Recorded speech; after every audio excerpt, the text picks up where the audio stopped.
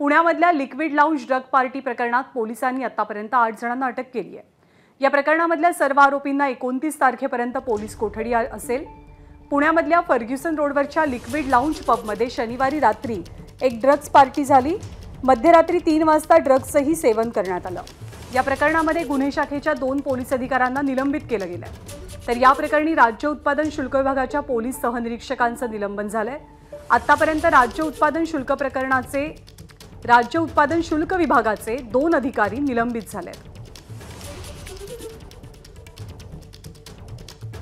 आणि निलंबनाची कारवाई झालेले अधिकारी कोण कोण आहेत आपण पाहूया। शिवाजीनगर गुन्हे शाखेचे पोलीस निरीक्षक अनिल माने, सहाय्यक पोलीस निरीक्षक दिनेश पाटील, पोलीस हवालदार गोरख डोईफोडे, पोलीस शिपाई अशोक अडसूळ, राज्य उत्पादन शुल्क विभागाचे निरीक्षक विठ्ठल बोबडे, राज्य उत्पादन शुल्क विभागाचे सहनिरीक्षक अनंत पाटील, कर्तव्यात कसूर केल्याचा ठपका ठेवत या अधिकाऱ्यांवर कारवाई झाली आहे। एबीपी माझा, उघडा डोळे बघा नीट।